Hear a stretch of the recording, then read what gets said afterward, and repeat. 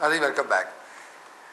अगर साहब लोग कहते हैं जी कराची 70% रेवेन्यू जनरेट करता है, लिहाजा बाज़ हमारे जो इदारे हैं वो इस तमाम सूरत हाल पर खामोश नहीं रहेंगे। वो ये चाह रहे हैं कि कराची में जो अमन व अमाल की मखदूश सूरत हाल है, हुकूमत इस हवाले से अपना बेहतर रोल प्ले करे।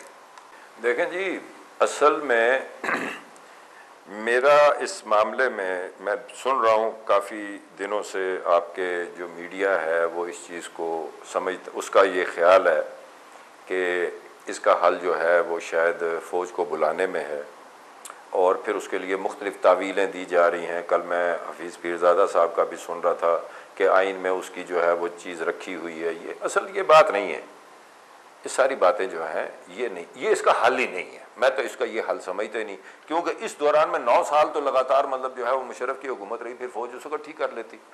मतलब ये को 3 साल में तो वहाँ पर अपना पठानों की कॉलोनी है, हज़ारे की कॉलोनी है, बलोचियों की कॉलोनी है, ये सारे माजरीन की कॉलोनी है, ये हमने तो नहीं डाली ना। 3 साल में कोई जरदारी साहब आए और उन्होंने वहाँ डाल दी। ये तो एक तसलसल से पिछले 47 से लेके 62 साल का एक तसलसल है ना कि बलोची भी आके आबाद हुए। तो ये तो उस वक़्त से लेके अब तक जो रूलर रहे हैं, जिसमें ज़ियाउल 11 साल रहा है, मतलब उसके बाद ये अपना क्या नाम है मुशर्रफ रहा है, ये लोग सोचते कि क्या हो रहा है। सो कराची में दूसरा इशू है कि बड़ा असला बहुत ज़्यादा है जी। ठीक है, असला तो पिंडी में भी बहुत ज़्यादा है जी, वो मेरे इल्म में है, लेकिन वो आ कहाँ से रहा है यार? वो कहाँ से आता है? मुझे वो जगह बताई जाए ना कि वो कहाँ से आता है। वो सारे का सारा आपके अपनी मतलब जो है मुख्तलिफ इदारे जो उसको बनाते हैं वो उन्हीं की तरफ से मतलब थर्ड हैंड की तरफ से ग्राउंड में आ जाता है। तो आप उनको कंट्रोल करेंगे ना जहाँ से वो आ रहा है। ठीक, सो ये सारी बातों पर जब आप गहराई से जाएंगे तो हल मेरे नुक्ता निगाह में ये है, ये हमें तय करना पड़ेगा कि क्या हमारा ये मसला जो हमने इशू इस वक्त उठाया हुआ ये है, सलमान तासीर का बेटा का लगवा हुआ है, या हमने डाइवर्शन दी है। हमारे मुल्क में क्राइसिस कितना है, कितना हमने तैयार किया हुआ है लोगों को, यानी कि 1200 रुपये किलो आटा खरीदने के लिए, 1200 रुपये मन आटा खरीदने के लिए। हमारे मुल्क में कितनी लॉलेसनेस है और कितने हमने स्कैंडलाइज किए हुए हैं मामलात लोगों को डाइवर्ट करने के लिए, अपनी चोरियां, बदमाशियां, गुंडागर्दियां, अपने 6-6 प्लाट। उन अफसरों से आप पाकिस्तान को ठीक कराएंगे जिन्होंने जनाब अली सेक्शन अफसर से लेकर सेक्रेटरी तक 9 हलफनामे दिए कि मेरा ये एक ही प्लाट है।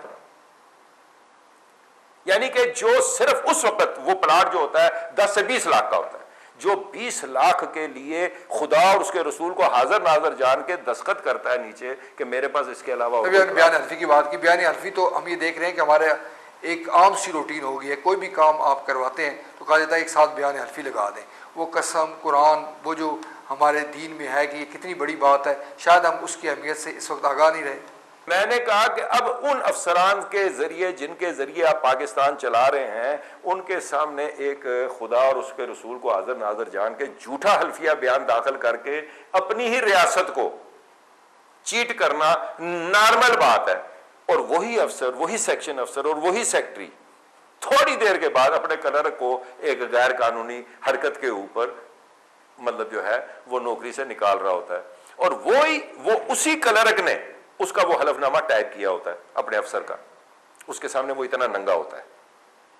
ठीक है, सो मेरा अर्ज करने का मतलब ये है, कराची का या पाकिस्तान का जो मसला है, अगर वो ये समझ देंगे कराची का मामला जो है ये इस तरह चलेगा नहीं, इसके नुकसान अल्टीमेटली जो है वो रियासत पर पड़ेंगे, रियासत को नुकसान होगा, और वो पाकिस्तान के आइन के मुताबिक पाकिस्तान के उसको क्या हम कहते हैं इंटेग्रिटी के जामन है, तो उनका काम बनता है वो वहां बैठें।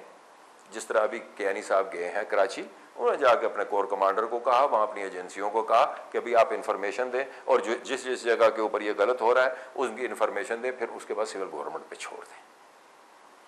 आप तमाम दिमाग इकट्ठे करें, काम उनको करने दें जिनका काम है। ठीक है, मुझे ये बताएं, अगर मिसाल के तौर पर फौज आएगी, वो कियानी साहब के बच्चे होंगे या वो पाकिस्तान के भर्तीशुदा कैप्टन, मेजर, आर्मी हवलदार या एक आम सिपाही होगा? कौन होगा? वो पाकिस्तानी होंगे ना। उस पाकिस्तानी को एक पाकिस्तानी गवर्नमेंट के हेड की बात मानने से क्या इख्तलाफ है?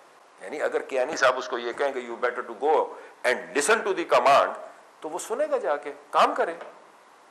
मुल्क का काम करना है ना उसने।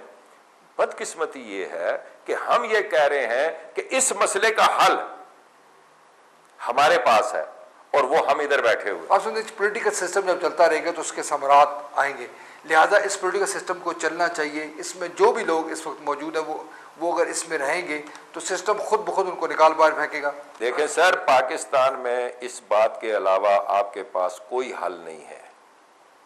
आप जरदारी से इख्तलाफ कर सकते हैं, आपके नुक्ता निगाह के अंदर आपका यूसुफ रज़ा गिलानी बदतरीन इंसान हो सकता है, आपके पास नवाज शरीफ नापसंदीदा शख्सियत हो सकती है, आप पाकिस्तान के तमाम सियासतदानों को निकाल सकते हैं, उनको अवाम में फेंक सकते हैं, अवाम के ऊपर छोड़ सकते हैं कि जनाब अली आए और आकर इनके कहने पे वोट दें या इनके मुखालफ दें। आप उनके खिलाफ 500 दफ़ा चार्जशीट दे चुके हैं, लेकिन आपकी चार्जशीट जो है वो चूँकि बायस्ड होती है, वो चूंकि मुतसब होती है, लोग इस बात को तस्लीम करने के लिए तैयार नहीं कि फौज जो कहती है वो ठीक है।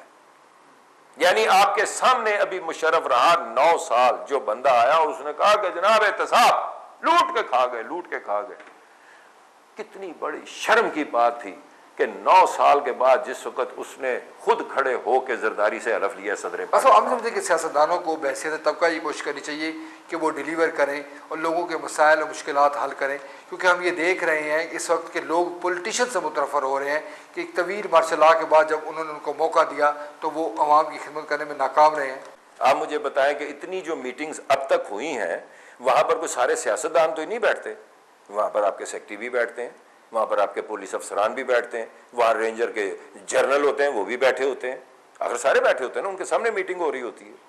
हैं जी, कितने आपके पाकिस्तान के पुलिस के अफसरान हैं, कितने आज तक आपके रेंजर के, कितने जनरल, मेजर और ब्रिगेडियर रैंक के अफसरान हैं जिन्होंने इन दी नेशनल इंटरेस्ट कराची के अंदर 4 या 10 आदमियों को गिरफ्तार किया है जिनका ताल्लुक किसी सियासी जमात से था और वो उन तमाम जुराइम में मुब्तला थे जो जराइम कहे जा रहे हैं, और उन्होंने in the larger interest of the country उन अफसरान का या उन सियासी लोगों का हुक्म मानने से इनकार कर दिया। उन्होंने कहा कि नहीं जनाब, ये चूंकि मुजरम है हम नहीं छोड़ेंगे,